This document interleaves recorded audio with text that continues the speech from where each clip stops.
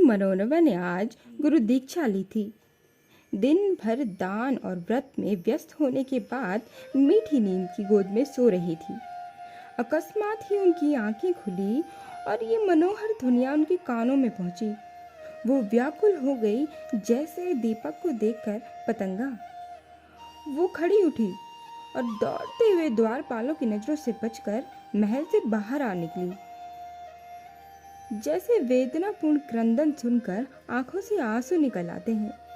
सरिता तट पर कटीली झाड़ियां थीं, ऊंचे ऊंचे कगार थे, भयानक जंतु थे और उनकी डरावनी आवाजें, शब्द थे और उनसे भी अधिक भयंकर उनकी कल्पना। मनोरमा कोमलता और सुकुमारता की मूर्ति थी, परंतु उस मधुर संगीत का आकर्षण उसे तन्मयता की उस अवस्था में खींच लाया था। वो घंटों चलती रही, यहाँ तक कि मार्ग में नदी ने उनका गतिरोध भी किया। मनोरमा ने विवश होकर इधर उधर दृष्टि दौड़ाई। किनारे पर एक नौका दिखाई दी। निकट जाकर बोली, माँ जी, मैं उस पार जाना चाहती हूँ। इस मनोहर राग ने मुझे व्याकुल कर दिया है। माँ जी कहता है, रात को नाव तो नहीं खोल सकता, हवा बहुत तेज है और लहरें डरावनी, जान जोखिम में जा सकती है। मनोरमा ने कहा, मैं रानी मनोरमा हूँ, नाव खोल दें, मुंह मांगी मजदूरी दूंगी। मांझी बोला, तब तो नाव किसी हाल में नहीं खोलूंगा, रानियों का इसमें निभा नहीं। मनोरमा बोली, चौधरी, मैं तेरी पांव पड़ती हूँ, शीघ्र नाव खोल दे, मेरे प्राण खींचे चले जा रहे हैं। मांझी बोला, क्या इनाम मिलेगा मुझे?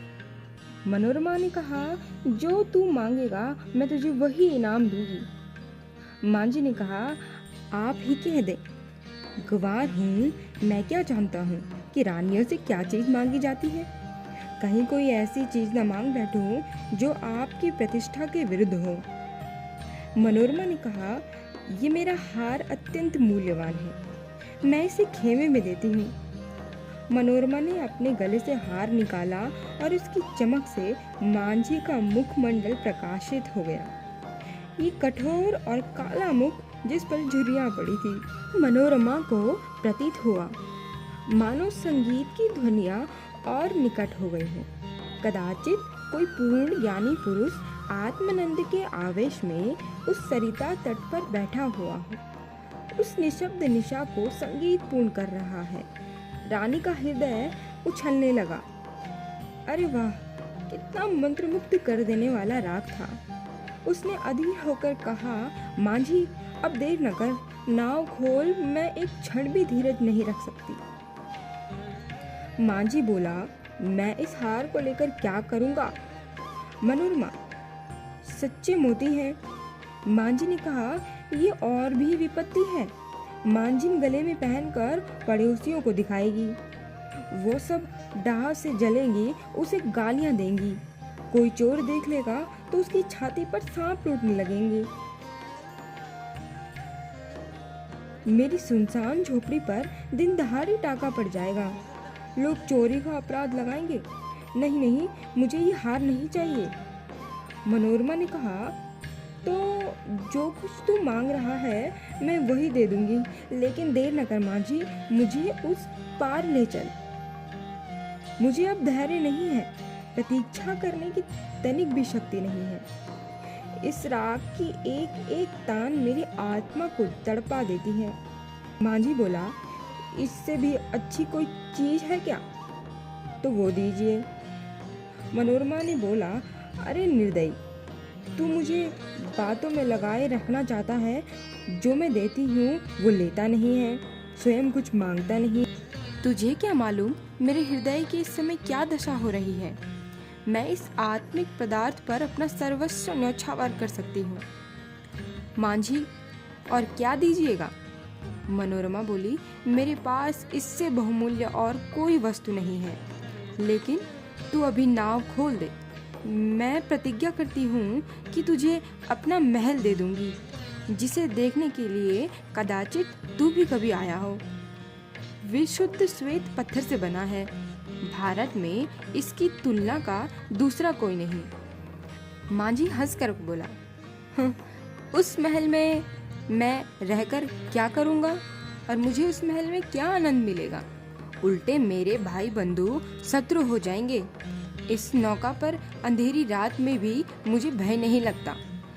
आंधी चलती रहती है और मैं इस पर पड़ा रहता हूँ, किंतु वो महल तो दिन में ही मुझे फाड़ खाएगा। मेरे घर के आदमी तो उसके एक कोने में ही समा जाएंगे और आदमी कहाँ से लाऊंगा? मेरे नौकर चाकर कहाँ? इतना माल असबाब कहाँ से लाऊंगा? उसकी साफ सफाई और मरम्मत वो कहाँ से करूँगा? उसकी फुलवारियाँ सूख जाएंगी, उसकी क्यारियों में गीदड़ बोलने लगेंगे और अटारियों में कबूतर। मनोरमा अचानक एक तन्मय अवस्था में उछल पड़ी। उसे प्रतीत हुआ कि संगीत निकटतर आ गया है।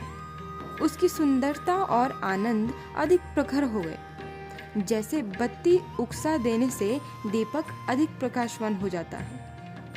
पहले चित्ताकर्षक था तो अब आवेशजनक हो गया था। मनोरमा ने व्याकुल होकर कहा, आह, तू फिर अपने मुंह से क्यों नहीं कहता कि तुझे क्या चाहिए? देख, कितना विरागजनक राग है, कितना विह्वल करने वाला। मैं अब तनिक भी धीरज नहीं धर सकती। पानी उतार में जाने के लिए जितना व्याकुल होता है, श्वास हवा के लिए जितनी व्याकुल होती है, गंध उड़ जाने के लिए जितनी व्याकुल होती है, मैं उस स्वर्गीय संगीत के लिए उतनी ही व्याकुल हूँ। उस संगीत में कोयल की सी मस्ती है, इससे झरनों का सा शोर होता है, आंधी का सा बल है, इसमें वो सब कुछ है।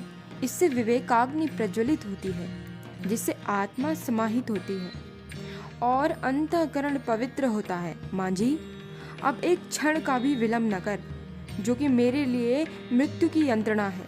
शीघ्र नौका खोल। जिस सुमन की यह सुगंध है, जिस दीपक की ये दीप्ति है, उस तक मुझे पहुंचा दे। मैं देख नहीं सकती, इस संगीत का रचयिता कहीं निकट ही बैठा हुआ है, बहुत निकट है। मांझी बोला, आपका महल मेरे किसी काम का नहीं है, मेरी झोपड़ी तो इससे ज्यादा सुहावनी है। मनोरमा ने कहा, तो अब तुझे मैं क्या दूं? ये संगीत नहीं है, यह इस सुविशाल क्षेत्र की पवित्रता है, ये समस्त सुमन समूह का सौरभ है। मांझी, नौका खोल। मैं जब तक जीऊंगी तेरी सेवा करूंगी, तेरे लिए पानी भरूंगी, तेरी झोपड़ी बहारूंगी। हाँ, मैं तो तेरे मार्ग के कंकड़ों को भी पूछूंगी, तेरी मांझिन के पैर भी मलूंगी। प्यारे मांझी, यदि मेरे पास 100 जानें होती ना, तो मैं इस संगीत के लिए अर्पण कर देती। ईश्वर के लिए मुझे निराश मत कर।